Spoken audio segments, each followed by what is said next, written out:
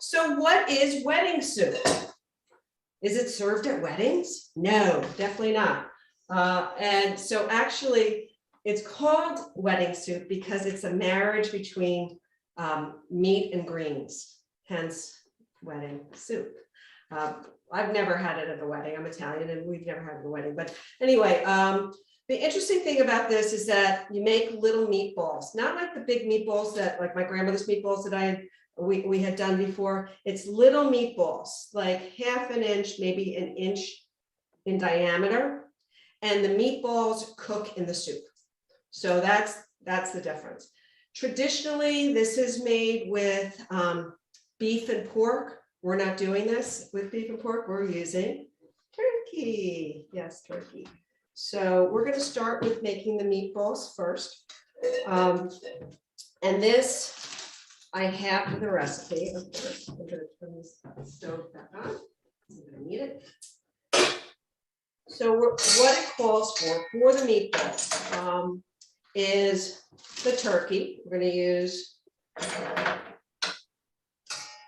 a half a pound of turkey.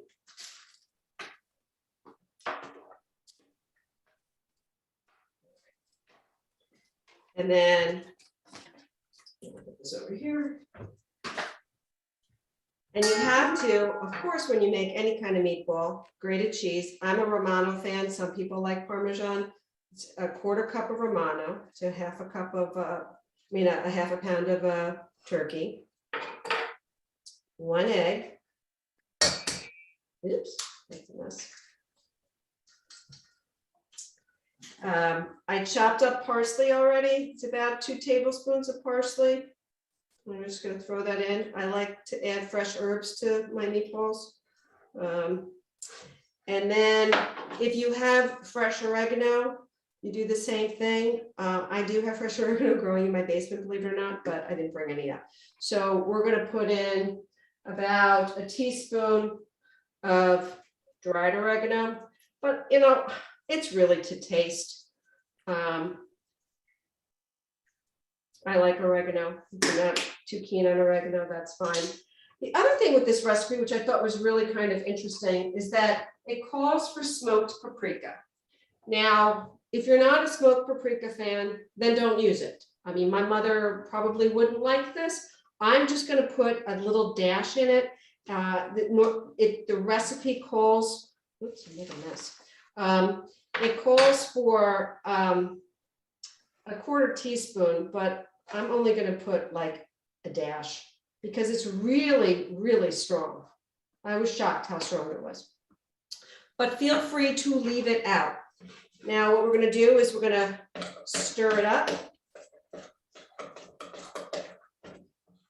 Very easy, just like you would do normal meatballs. And then we're going to turn them into meatballs. Okay, this is good texture. All right, let me get I have gloves because all the gloves, the boxes of gloves you bought at the beginning of COVID, well, now's the time to use them. If you want to get your hands all messy, fine. I don't want to get my hands all messy because then I have to go running back and forth to the sink and I don't want to interrupt everything. So I'm just gonna grab here's my plate.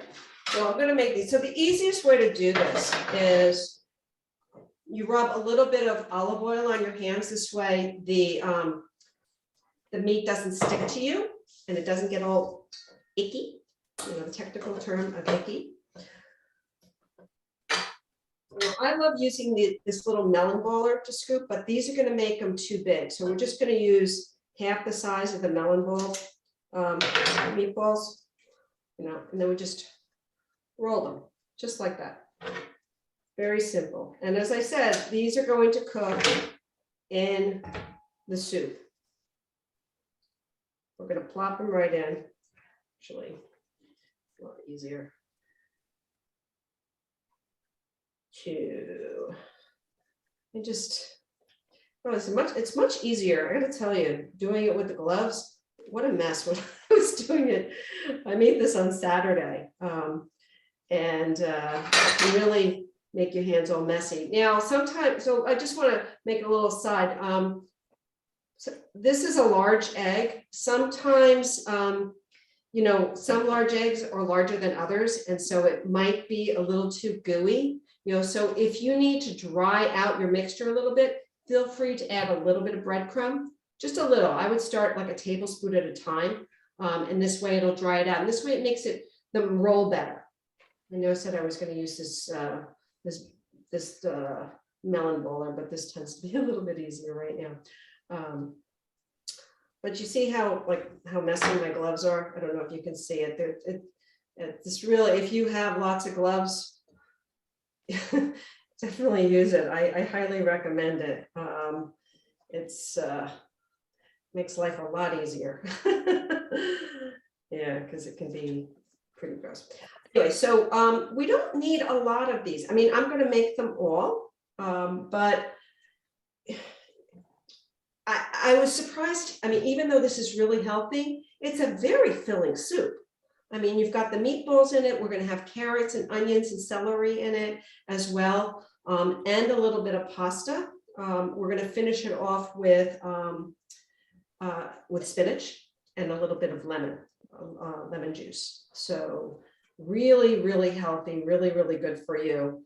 And believe it or not, it is not hard to do.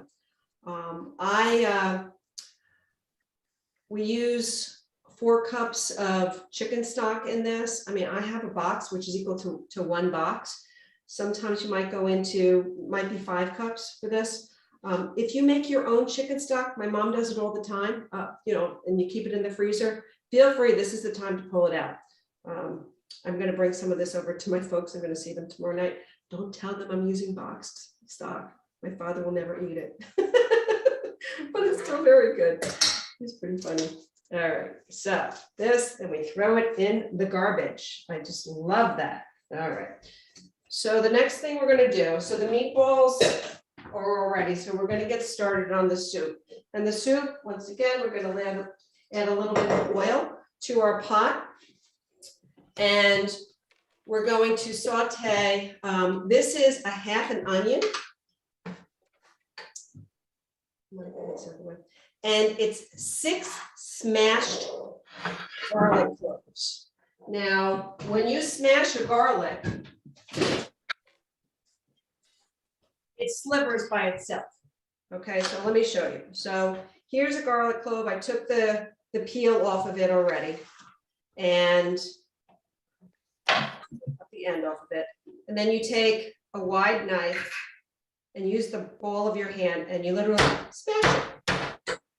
And you see how it really breaks up into pieces like that, right? So I did that to 6 of them. If you don't, you know, if it hurts your hand, then don't smash it. I mean, you can also just use some chopped up garlic, as I said, either from the press or from the jar, no big deal. So this is a half of onion that I chopped and 6 garlic cloves. Whoa, this is a little hot. All right, I need to back this off a little bit. Woo! You know how much I love my electric stove. It gets super hot super quickly. So we're just gonna cool that down a bit because we don't want to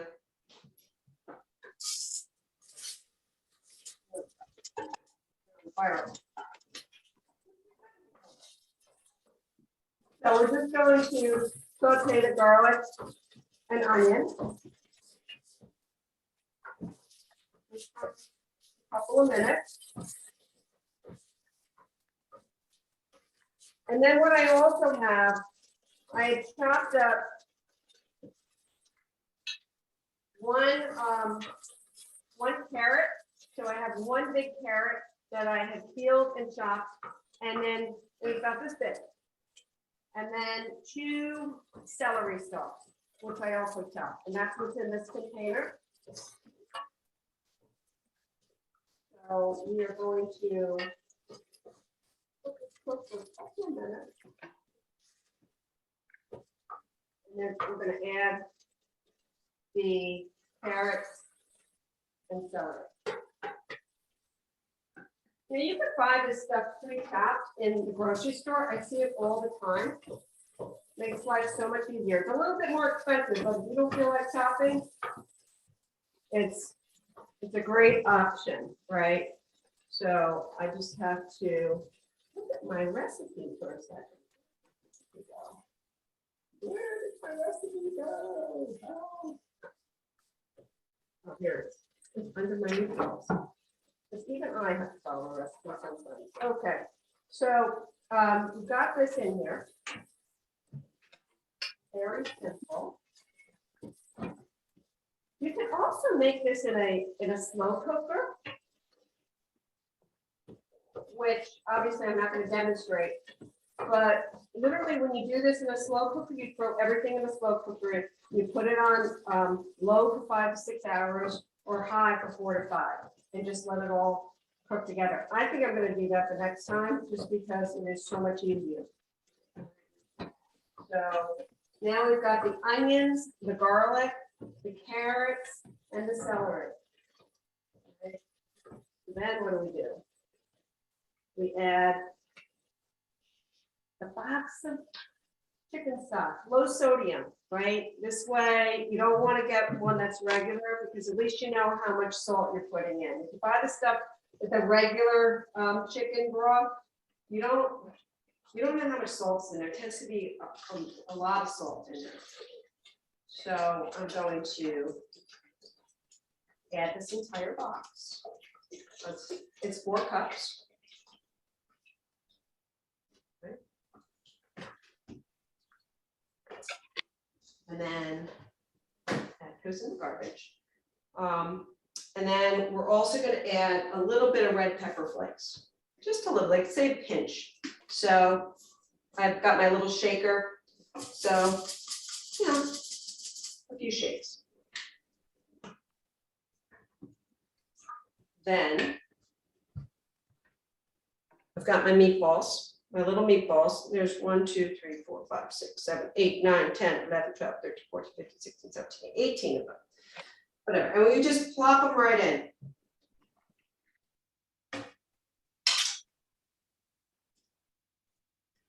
When I made this the other day, I was just like, really? This is interesting, because I'm so used to making meatballs that traditional way where you make your meatballs and then